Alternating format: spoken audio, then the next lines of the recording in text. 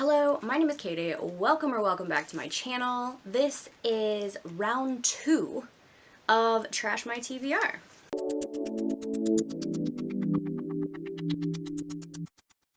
So this round we are doing one of my fiction shelves. Kind of. I actually just took a bunch of books I had stacked. I've been shooting for around 15 per video. And I think I still have about 6 or 7 months, I think. I think I had 8 months total worth of books when I split it up that way. So, yeah, if I do one of these a month, this is going to take a while. Add to that my whole, I'm not buying books until I've finished going through the Trash My TBR series, and it's going to be a long 8 months.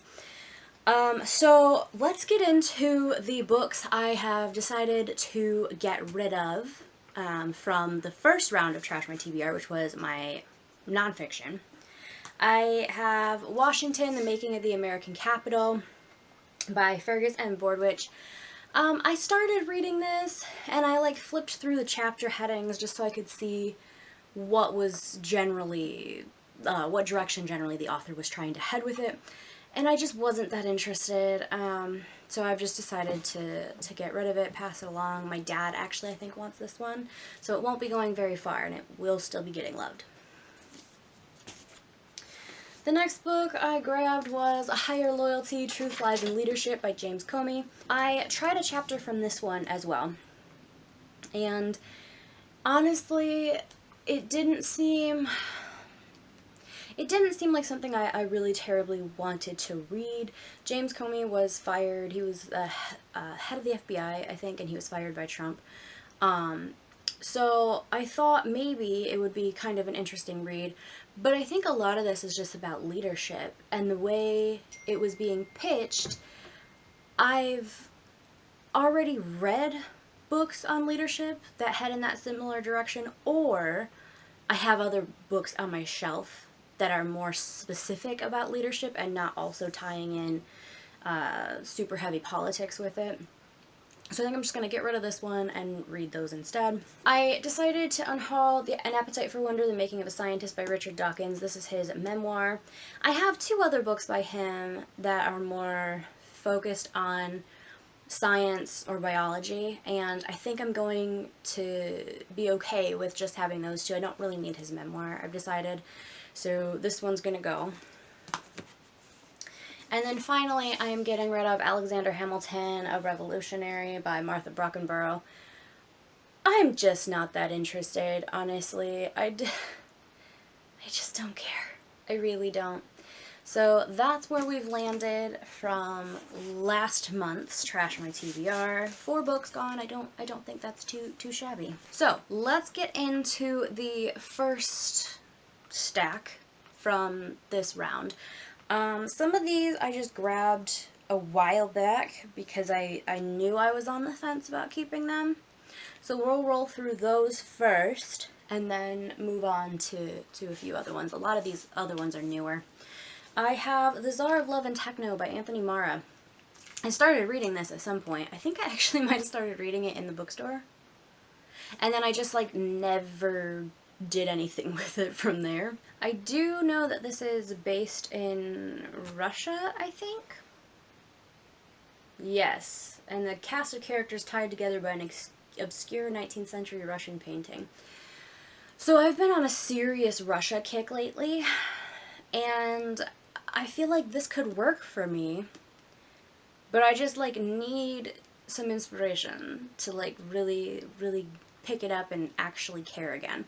So if you've read this, let me know your thoughts on it and whether or not it is worth me keeping and reading. The next one I have is Do Androids Dream of Electric Sheep by Philip K. Dick. I don't remember why I got this book. I really don't. I also don't remember what it's about. So if this is something that you've read, please let me know if you enjoyed it or not. Next I have Pachinko by Min Jin Lee. Brittany from Literally Smitten read this and did not care for it at all. But, you know, I'm throwing it out there. If somebody could convince me in the comments that it's worth reading, I will keep it and I will give it a try. Then we have The Alienist by Caleb Carr. So I tried to watch the TV show, and okay, first of all, I don't watch very much TV. So that could be part of it. At the time I started watching it, I just didn't care. I didn't care about it. So, you know, if anybody out there thinks the book is better than the show, or if the show is better than the book, let me know. And then I'll make my decision on whether or not I'm keeping this. Okay, next up, I have The Impossible Fortress by Jason Rekulak. I don't know if I'm saying that right. I have never heard anybody talk about this. Apparently it is a love letter to the 1980s and will make you laugh, make you cry, and make you remember in exquisite detail what it feels like to love something or someone for the first time. I don't know. I don't even know why I picked this up, to be honest. I think it was one of those like, oh, that's cool, I want to buy a book. And so I bought a book, even though I really didn't need it, really have no idea what it's about, or if I'm even gonna like it. Right, next up, I have Noir by Christopher Moore. I have had this for an extremely long time. It takes place in 1947 in San Francisco, and there are two men who are working on something or other. They're kind of playing detective, I think, and then one of them, like, the love of his life goes missing, and he has to, like, track her down.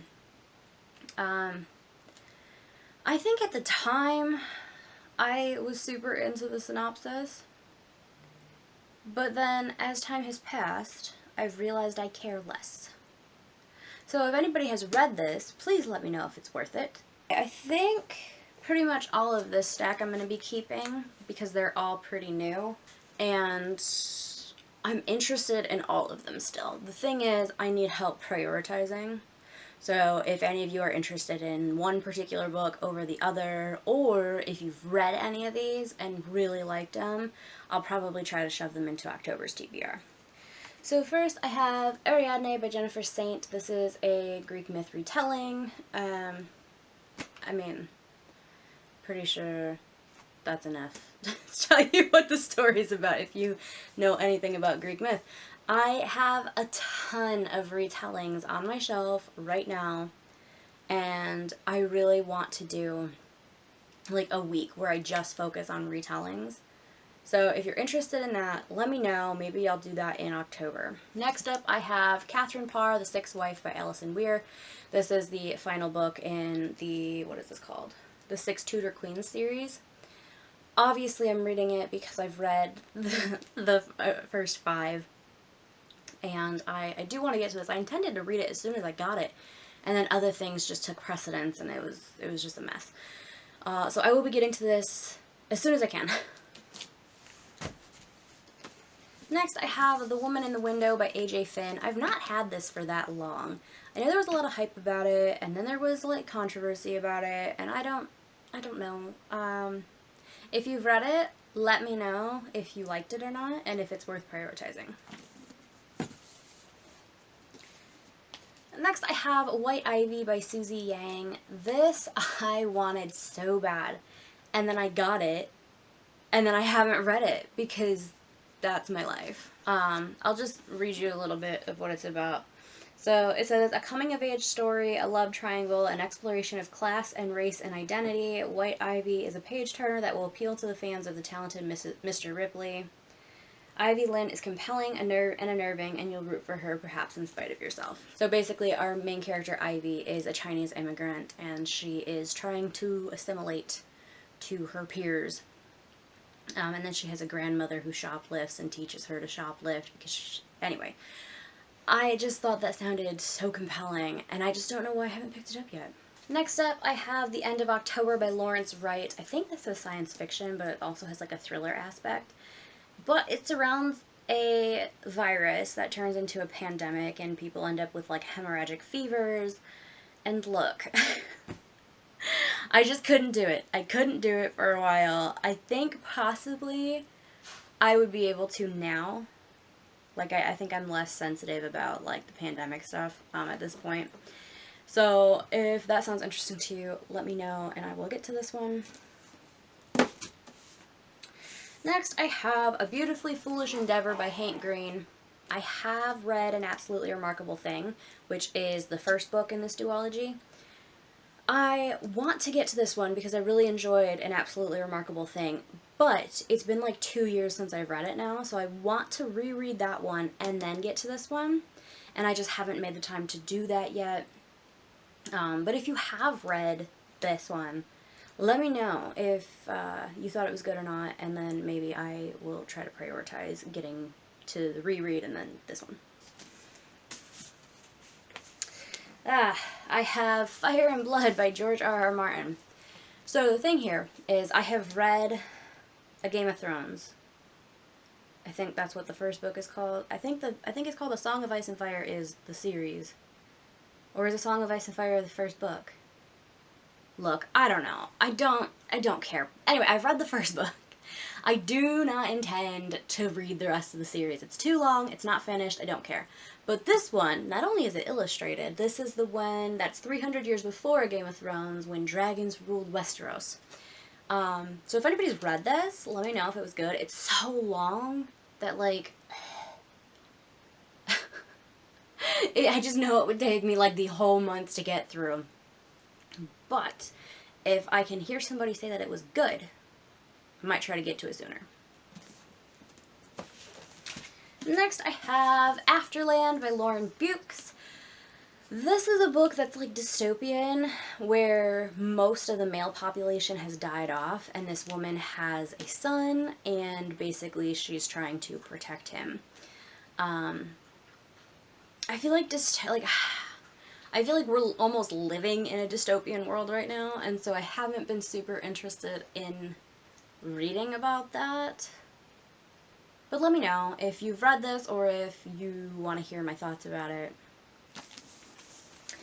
And the final book is one that I definitely will be reading, and I'm pretty sure I'm going to cram it into October because the final book in the series comes out in November, I think.